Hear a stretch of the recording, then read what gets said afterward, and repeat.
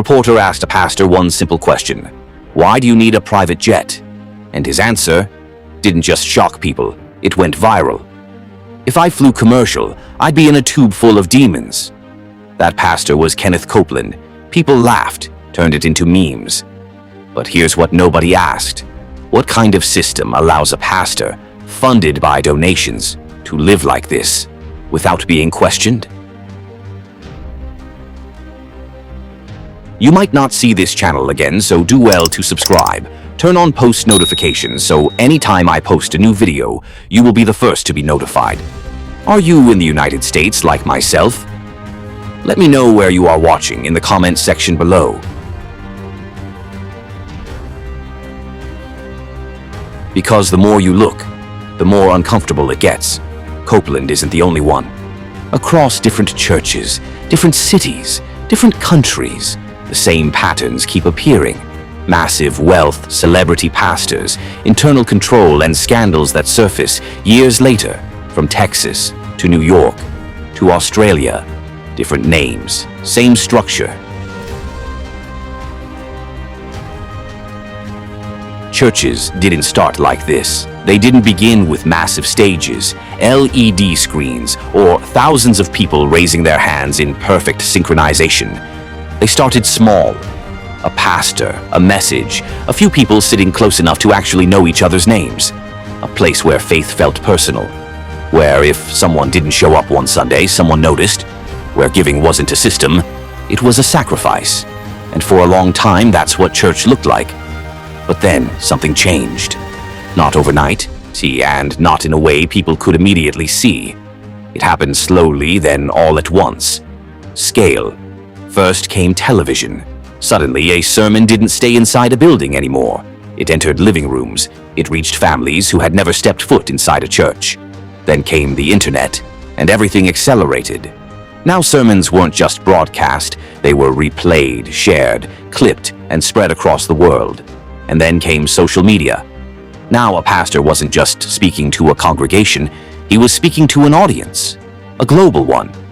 And that changed everything. Because when your message reaches millions, your influence changes, your responsibility changes, and whether you realize it or not, your power changes. A pastor was no longer just a spiritual leader. He became a voice people followed, a figure people trusted, and a person people defended. And once that happens, something subtle begins to shift. Church stops being just a place and starts becoming a system. You begin to see new structures form, not intentionally at first, but inevitably.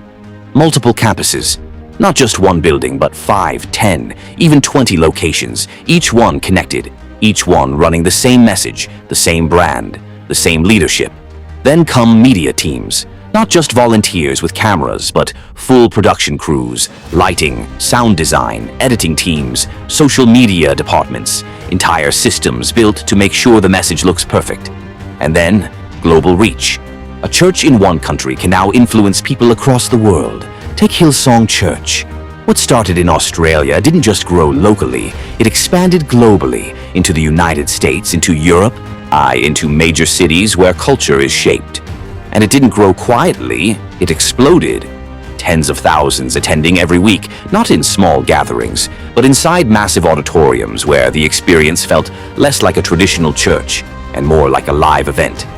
Their music didn't just stay in one building, it spread across denominations, across countries, across cultures.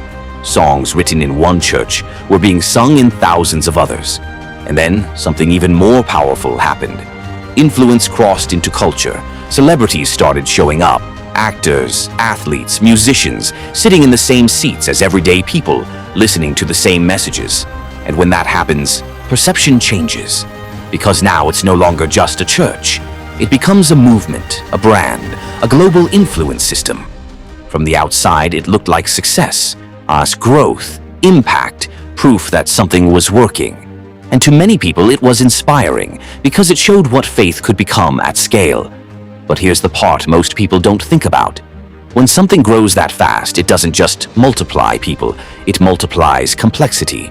More money flowing in, more decisions being made, more layers between leadership and the average member. And slowly, the distance begins to grow between the people at the top and the people in the seats. Because when a church becomes that large, you can't know everyone anymore, you can't see everything anymore, and you can't question everything anymore. And that's where the shift becomes dangerous. Not because growth is bad, but because growth without accountability changes the system. And once that system is in place, it doesn't just run on faith anymore. It runs on structure, influence, and control. And here's the question almost nobody asks. When a church becomes this powerful, who is holding it accountable?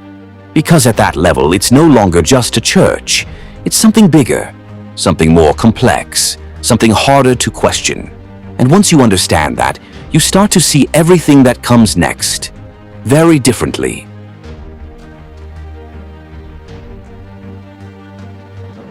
And then something even more powerful happened. The pastor stopped being just a preacher and became the brand. Not just someone delivering a message, but someone people recognized, followed, quoted, and defended. A personality, a public figure, a voice that didn't just exist inside a church building, but across screens, across platforms, across culture. Because once churches scaled, pastors scaled with them. They weren't just speaking on Sundays anymore. They were on Instagram, on YouTube, in interviews, in podcasts. Their words were clipped, shared, and reposted. Their style was noticed. Their lives became visible.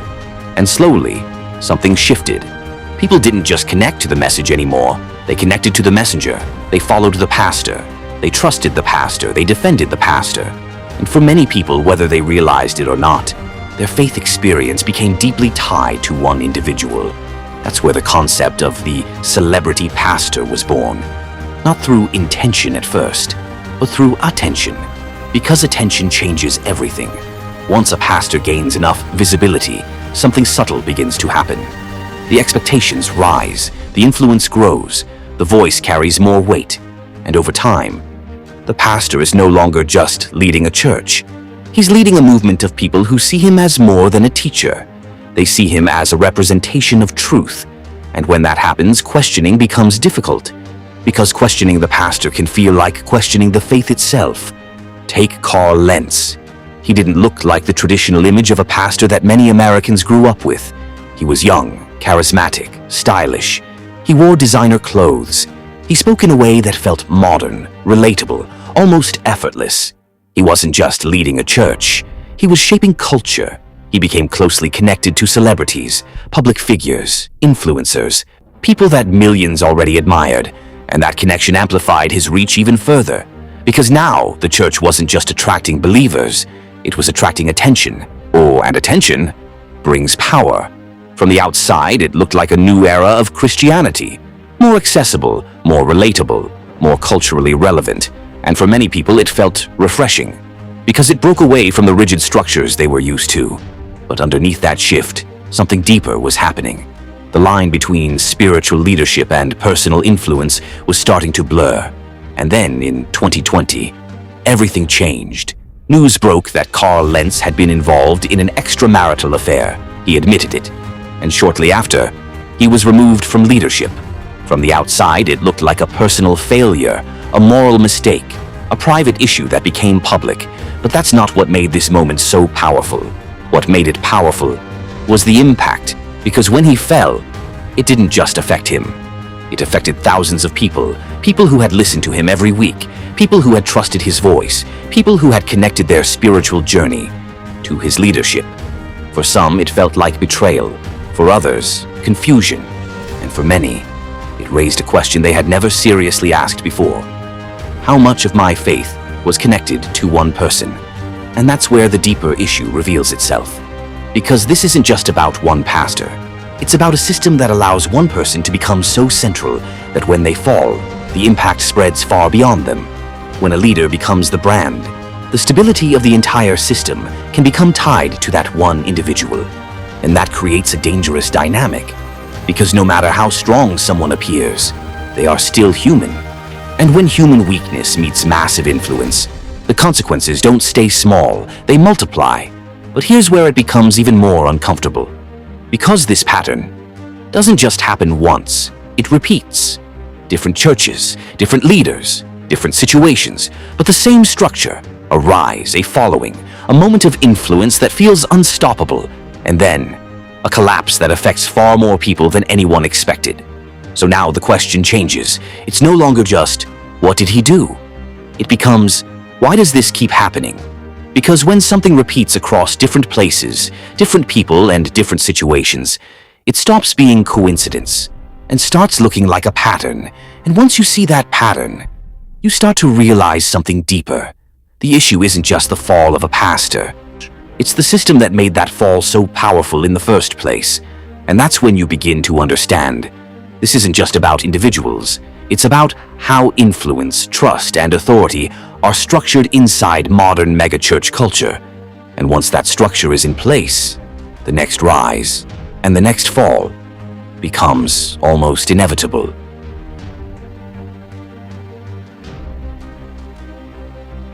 Now let's talk about the part most people avoid. Not because it's complicated, but because it's uncomfortable. Money. In the United States, churches operate under a unique legal structure. They are tax-exempt, which means they do not pay taxes the way businesses do. But more importantly, unlike corporations, they are not required to publicly disclose detailed financial records. There are no quarterly earnings reports, no mandatory breakdown of how every dollar is spent, and no public shareholder accountability. On the surface, this system exists for a reason. It protects religious freedom.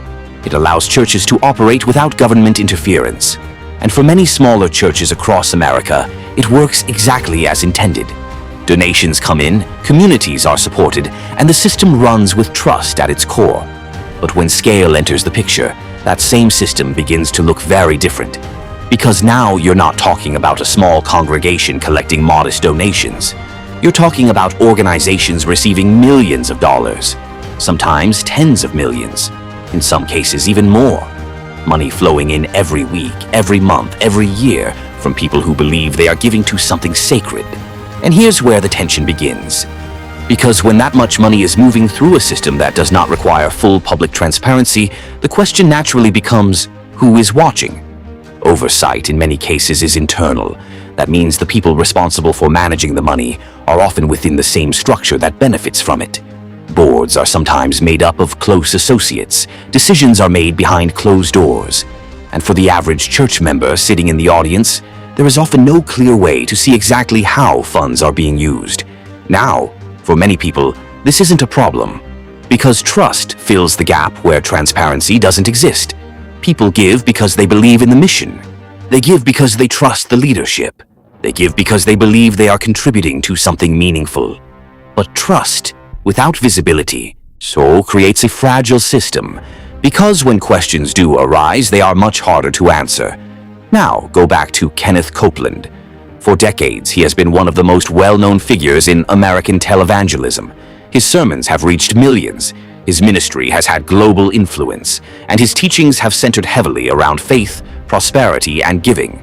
But at one point, his ministry became part of a United States Senate inquiry into the financial practices of several televangelists. That alone shifts the conversation, because when concerns about financial transparency reach the level of government investigation, it signals that the issue is no longer just internal or theological. It becomes public. It becomes national. It becomes something that people outside the church begin to question. And that moment revealed something deeper. Not necessarily a conclusion, but a concern.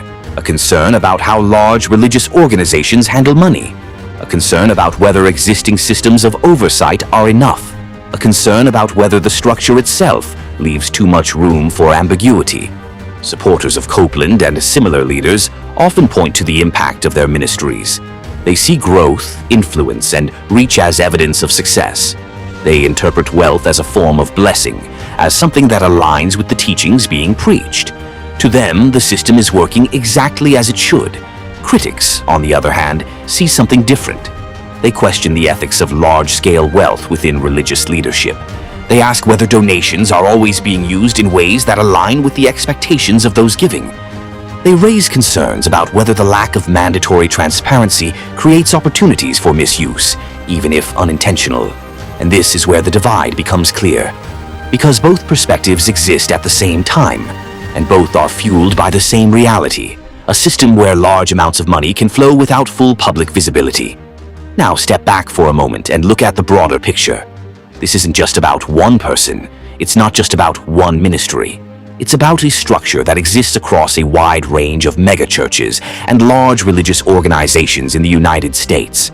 A structure where giving is encouraged as an act of faith, where generosity is often tied to spiritual growth, where people are taught that their contributions have meaning beyond the material, and for many, that belief is genuine. But when that belief intersects with a system that lacks transparency, something important happens. Questions become harder to ask, because asking about money can feel like questioning faith itself, and that creates a kind of silence, not enforced, but felt, a hesitation, a reluctance, because people don't want to appear doubtful. They don't want to seem like they lack belief. They don't want to disrupt something that feels spiritually significant. So instead, many people trust, and trust, in the absence of visibility, becomes the foundation of the entire system. But here's the deeper issue. Trust works best when it is supported by accountability. Without accountability, trust can be stretched. And when it stretches too far, it can break. Now think about how this connects to everything else you've seen. The growth of megachurches, the rise of celebrity pastors, the concentration of influence, and now the flow of money through systems that are largely self-regulated. Individually, each of these things can exist without major issues. But when they combine, they create something much more complex. A system where influence, authority, and financial control can exist in the same space, with limited external oversight. And that's where the pattern begins to form. Because once that system is in place, it doesn't require anything malicious to become problematic. It only requires a lack of visibility. And once visibility is limited, questions become optional. And when questions become optional, accountability weakens. And when accountability weakens, the entire system becomes harder to evaluate from the outside, which brings us back to the core issue. It's not just about how much money is being given. It's about how clearly that money is being understood. Because in any system, especially one built on trust, clarity matters. And when clarity is missing, even the strongest systems can begin to show cracks. And once those cracks appear, they don't stay hidden forever. They surface, usually later, usually when the stakes are already high. And by then, the impact is much bigger than it would have been at the beginning, which leads to a question that sits quietly underneath everything. When millions of dollars are moving through a system built on trust, who is making sure that trust is never misplaced? At the center of everything you've seen so far, there is an idea. Not a building, not a pastor, not even a church, an idea. And that idea is one of the most powerful and most controversial teachings to emerge from modern megachurch culture. The prosperity gospel. At its core, it sounds simple. If you give, God will give back to you. Not just spiritually, but financially, materially, in ways you can see, in ways you can measure. And for millions of people across the United States, that message is deeply compelling because it speaks directly to something very real: struggle, bills, debt, uncertainty, the desire for something better. Think about the average person listening to this message. They're not thinking in terms of theology. They're thinking in terms of survival. They're thinking about rent, medical expenses, student loans, providing for their family, trying to move forward in a system that often feels like it's holding them back. And then they hear a message that reframes everything, that tells them their current situation is not permanent, that their faith has power, that their giving is not just generosity, it's a seed. And that seed, if planted correctly, will grow. That idea is powerful because it takes something intangible, faith, and connects it to something tangible, money. Faith becomes action. Action becomes expectation, and expectation becomes hope. Now follow that progression carefully, because this is where the system forms. Faith to giving to expectation. You believe, so you give. And because you give, you expect something to happen. Not just spiritually, but physically, financially. And for many people, that expectation feels justified because they are often told, give, and it will come back to you. See, pressed down, shaken together, running over, not just in heaven, but here, in your life, now. So imagine someone sitting in that environment. They hear testimonies, stories of people who gave and then got a job, who gave and then their business grew, who gave and then something changed. And those stories reinforce the belief because they make it feel real. They make it feel possible. They make it feel like the system works. So they give. Sometimes a little, sometimes a lot, sometimes more than they can afford, not because they're careless, but because they're hopeful, because they believe this could be the turning point. Now here's where the tension begins, because at the same time, the leadership at the center of this message often lives very differently. You see it in the lifestyle, the houses, the travel, the level of comfort that seems far removed from the average person in the audience. And this is where two very different interpretations collide. On one side, there are those who see this as proof that the message works, proof that the system produces results. If the leader is thriving, it must mean the principles are effective. It must mean the teaching is true. On the other side, there are those who see something else entirely. They see a disconnect. They see people giving out of hope, while leadership lives in visible abundance. They question whether the system is balanced. They question whether the outcomes are evenly distributed. They question whether expectation always matches reality. And that tension sits at the center of the controversy, not because the idea of blessing is new, but because of how it is structured and how it is communicated. Because when you tie financial outcomes to spiritual behavior, you create a powerful loop. If something good happens, it reinforces the belief. If nothing happens, the assumption is often that more faith is needed, or more giving, or more time. And that loop is difficult to break, because it operates on both emotion and belief. It doesn't just affect what people do, it affects how they interpret what happens to them. Now, step back and look at the full picture. You have a system where faith encourages giving. Giving creates expectation. Expectation sustains belief, and belief continues the cycle. And within that cycle, money becomes more than money. It becomes symbolic. It represents trust, obedience, hope, sacrifice. But here's the deeper question that begins to surface. What happens when expectation doesn't match reality? What happens when someone gives and nothing changes?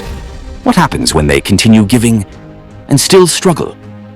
For some, the belief holds. They stay committed. They continue trusting the process.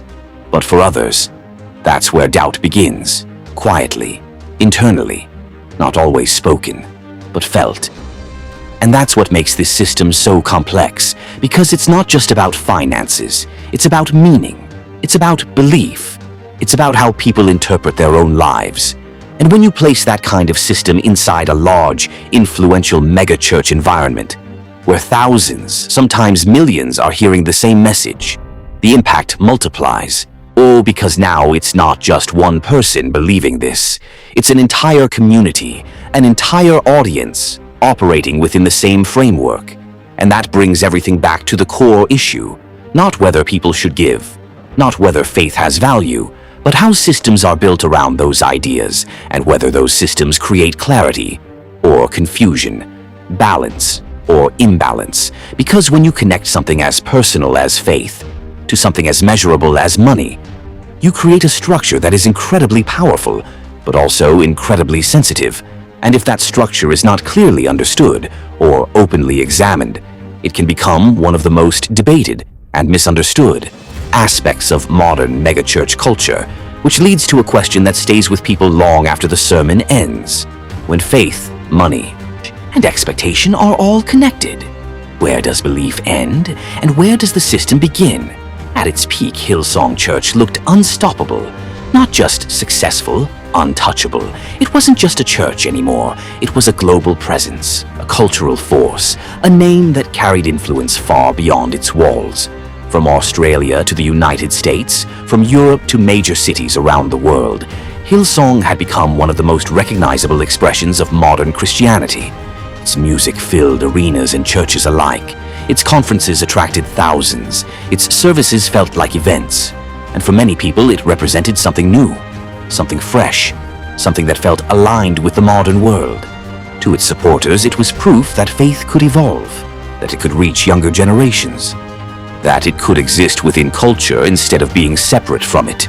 From the outside, everything pointed in one direction: growth, influence, momentum. But systems that grow that large don't just expand outward, they also become more complex underneath. And complexity has a way of hiding things. At first, nothing seemed wrong. There were no immediate signs of collapse, no sudden drop, no obvious moment where everything changed overnight. Instead, it began quietly, almost invisibly. Small concerns, internal conversations, questions that didn't immediately reach the public.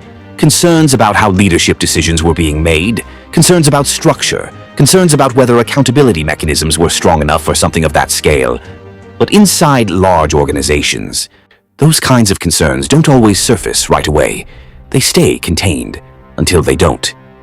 And then, slowly, information began to emerge, not as one major revelation, but as a series of developments.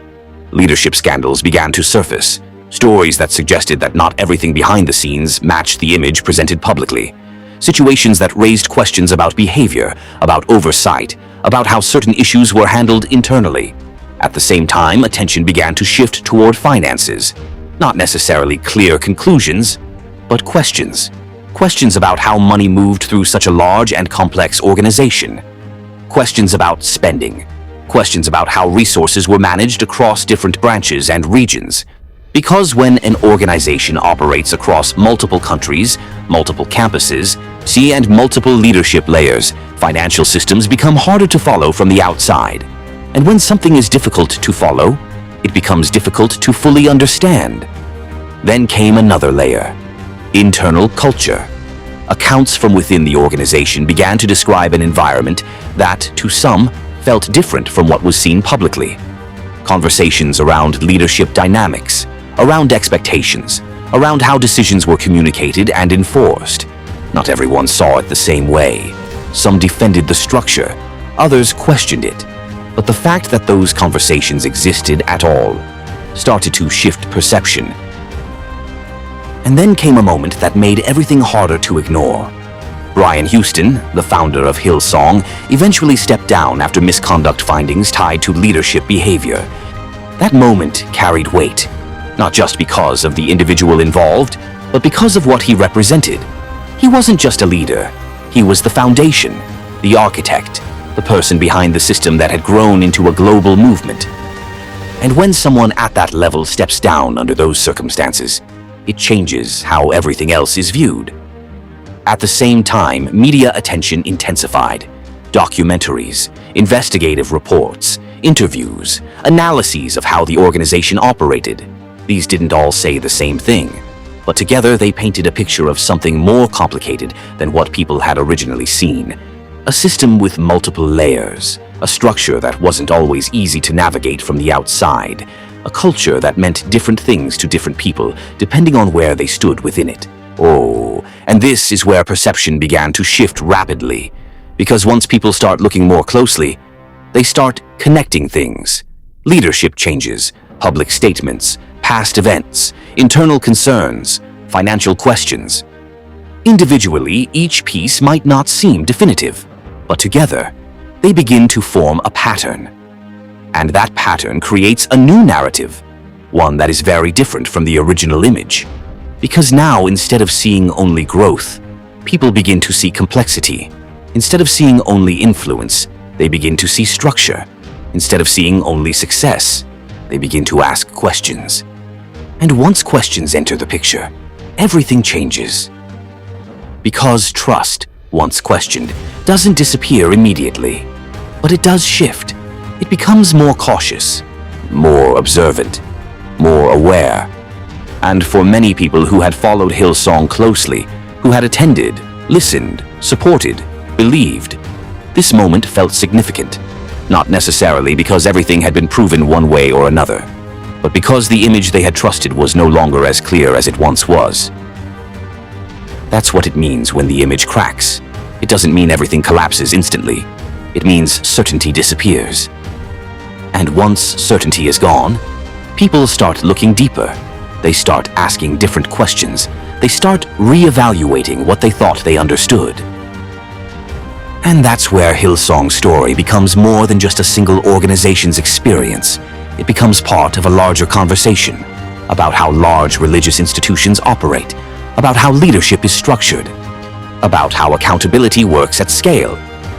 Because when something grows large enough, its impact goes beyond itself. It influences how people view similar systems, similar churches, similar leaders. And that's why this moment matters. Not because it's isolated, but because it connects to something bigger. Because when you take everything you've seen so far, the growth of megachurches, the rise of influential leaders, the flow of money, the structure of authority, and then you see what happened here, you start to recognize something. That the issue isn't just what happened, it's how a system can reach that level of influence before those questions are fully visible. And once you see that, you don't just look at one church differently. You start looking at the entire structure in a different way.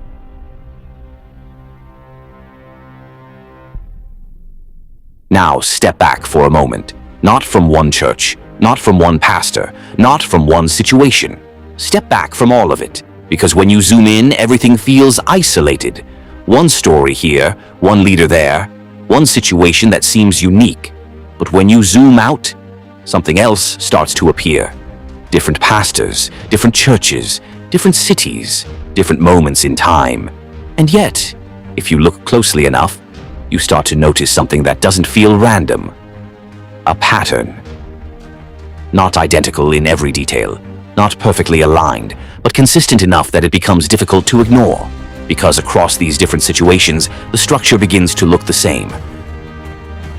Power becomes concentrated at the top.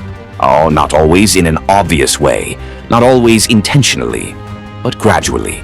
The decision-making narrows, the influence centralizes. The voice that carries the most weight begins to come from fewer and fewer people, and over time, one person, or a small group of people, becomes the center of everything. The message flows from them. The direction flows from them. The culture begins to reflect them. And as that happens, the system starts to organize itself around their authority. Then comes loyalty, not forced, not written down, but expected, felt, understood. Because in environments built on belief, loyalty takes on a deeper meaning. It's not just about agreement, it's about trust. It's about alignment. It's about standing with leadership, especially when things become uncertain. And in many cases, that loyalty is genuine. People support what they believe in. They defend what has helped them. They protect what feels meaningful to them. But loyalty can also change how people respond to questions. Because when loyalty is strong, questioning can feel like betrayal. Doubt can feel like disconnection. And speaking up can feel like stepping outside the community itself. So instead of questions rising quickly, they often stay quiet, at least at first. Then, when problems begin to surface, they are often handled internally, not always out of bad intent, sometimes out of a desire to protect the community, to maintain stability, to prevent panic, to resolve issues without causing wider disruption. But internal handling creates a limitation, because when a system addresses its own problems, the visibility of those problems becomes restricted. Information moves slower, details are contained, and from the outside, everything can still look normal until it doesn't. Because eventually, things surface. They always do. But when they do, they don't appear as small, early warnings. They appear as fully formed revelations. Stories that have already developed, situations that have already unfolded, issues that have already had time to grow. And that's when the timeline becomes clear. Not when something starts, but when it's revealed. Truth, revealed late. And when truth is revealed late, the impact is always greater. Because now people aren't just reacting to what happened, they're reacting to how long it went unseen. That's what creates the shock. Or that's what creates the sense of disbelief. That's what leads people to ask, how did this go on for so long? But when you understand the pattern, that question starts to answer itself. Because when power is concentrated, when loyalty is strong, when problems are handled internally, and when visibility is limited, time becomes a factor. Things don't surface immediately. They build, they layer, they accumulate, until eventually they can no longer stay contained. And this is where everything connects, because now what once looked like separate incidents begins to look like variations of the same structure. Different pastors, different churches, different situations, but operating within similar systems. And once you see that, it changes how you interpret everything else. Oh, because now it's no longer just about what happened in one place. It becomes about how these environments are structured in general, how influence is distributed, how accountability is maintained, how information flows. And that realization shifts the entire conversation, because if the pattern repeats, then it's not just about individuals. It's about the system. A system that can produce growth, influence, and impact on a massive scale, but can also carry risks that are not immediately visible. And once that system is in place, it doesn't rely on one person to function. It continues, with new leaders, new faces, new voices, which means the pattern doesn't end when one situation ends. It evolves. And that's what makes it difficult. Because you're not just looking at isolated events anymore. You're looking at a structure, and structures don't collapse easily. They adapt, they shift, they continue, which brings everything back to a question that becomes harder to ignore the more you see. If the pattern keeps repeating, what does that say about the system itself? And more importantly, what would it take for that pattern to actually change?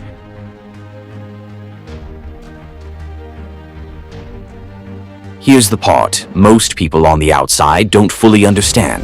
Why don't people leave? It sounds like a simple question. If something feels off, if concerns start to surface, if stories begin to come out, why stay? Why not just walk away? Because for the people inside, it's never just a church. It's something much deeper. It's community. Oh, not the kind you casually visit, the kind you build your life around, the people you see every week. The ones who prayed for you when things were hard, the ones who showed up when you needed support, the ones who know your story. It's identity, not just what you believe, but who you are, how you see yourself, how you understand your purpose, the way you interpret your life, your values, your decisions, your future. It's family, sometimes literally. Parents, siblings, relatives, all connected through the same church, and sometimes not by blood, but by bond. The kind of relationships that feel just as strong.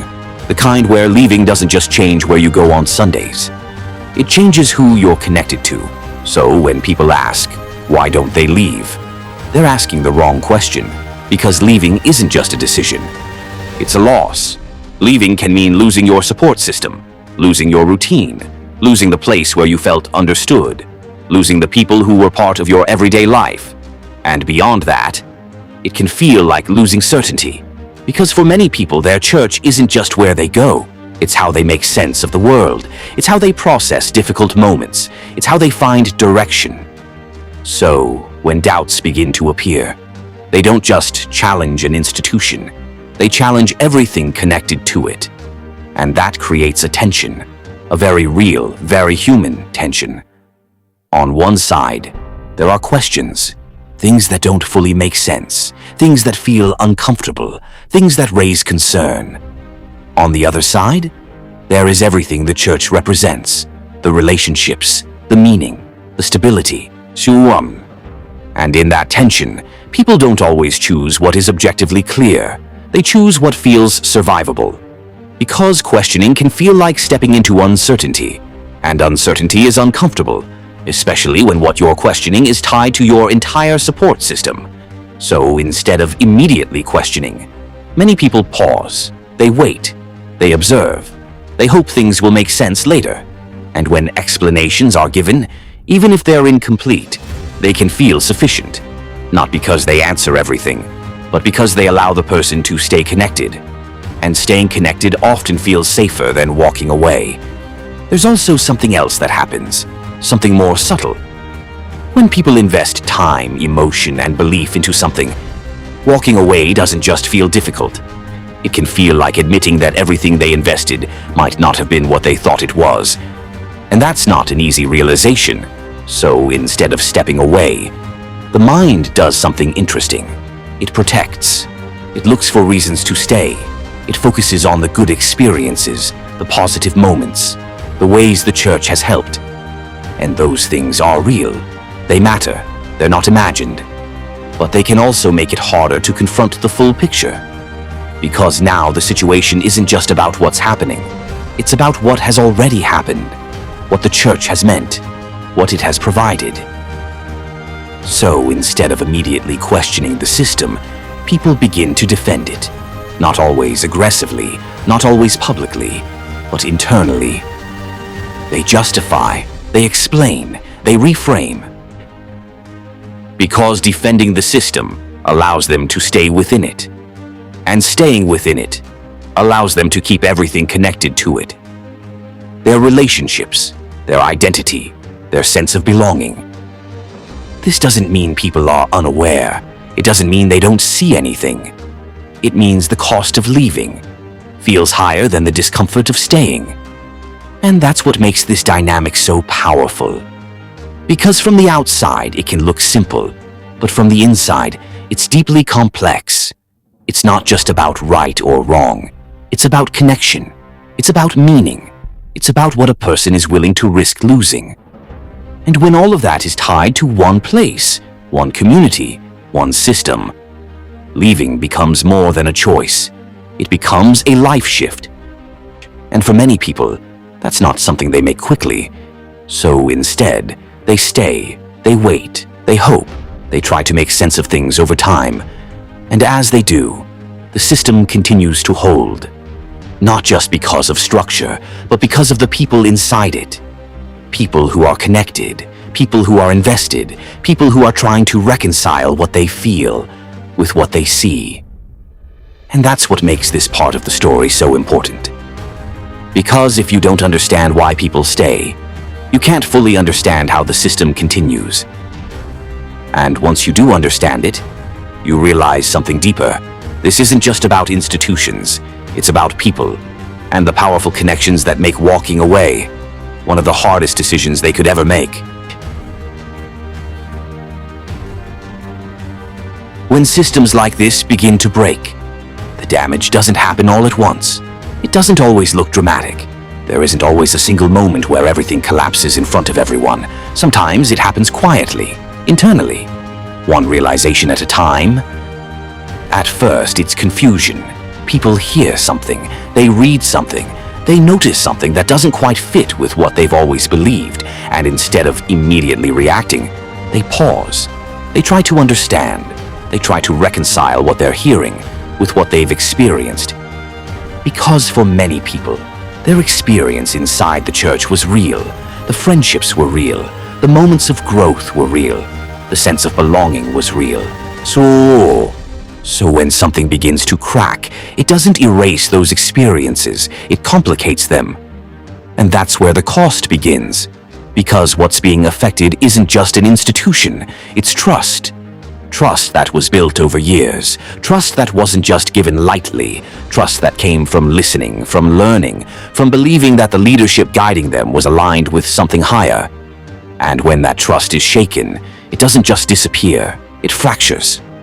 People begin to question things they never questioned before, not just what happened recently, but what has always been there. They look back at past messages, past decisions, past moments, and they start asking, did I miss something? That question alone can be heavy, because it introduces doubt into something that once felt certain. And once doubt enters, it doesn't stay contained, it spreads.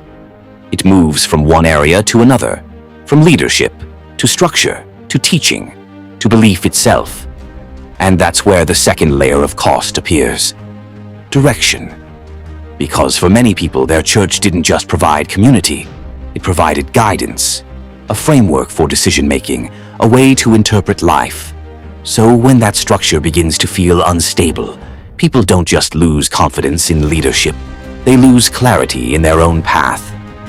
Decisions that once felt clear now feel uncertain.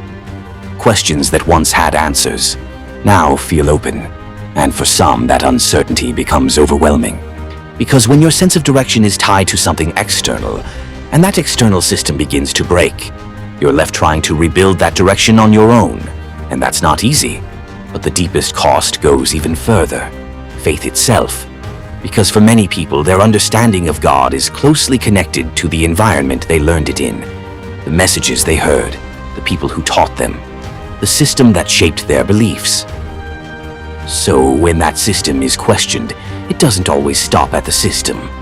It extends to everything associated with it. People begin to ask, if this part wasn't what I thought it was, what about the rest?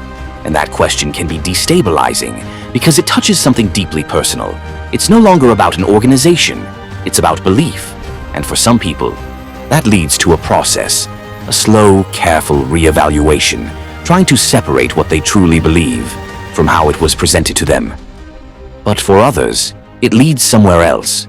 They step away, not just from the church, but from everything connected to it. Not always because they want to, but because they don't know how to hold on to it anymore. Because when trust is broken at a deep level, it can be hard to rebuild, especially when that trust was connected to something as significant as faith. And that's where the final layer of cost appears. Disconnection. Not just from a place, not just from people, but from something they once felt anchored to. And that disconnection can look different for different people. For some, it's temporary. They step back, they process, they find a new path. Or for others, it becomes permanent. They walk away completely. And from the outside, that decision can be misunderstood. It can be seen as overreaction, as weakness, as something that could have been avoided. But from the inside, it often feels like the only way forward. Because once something that foundational is shaken, staying in the same place can feel impossible. And that's what makes this cost so significant, because it doesn't just affect what people do, it affects how they see everything, the world, themselves, their beliefs, their future. And unlike financial loss, which can sometimes be recovered, these kinds of losses take time. Time to rebuild trust, time to rediscover direction, time to redefine belief. And in some cases, that process takes years. Which brings everything back to a reality that's easy to overlook when looking at these situations from a distance. This isn't just about institutions. It's not just about leadership. It's not just about systems. It's about people. People who gave their time, their energy, their belief, their trust. And when something they trusted begins to break, the impact doesn't stay on the surface. It reaches deeper, into the parts of their lives that aren't visible to anyone else. And that's the real cost, not just what is lost, but what has to be rebuilt after everything changes.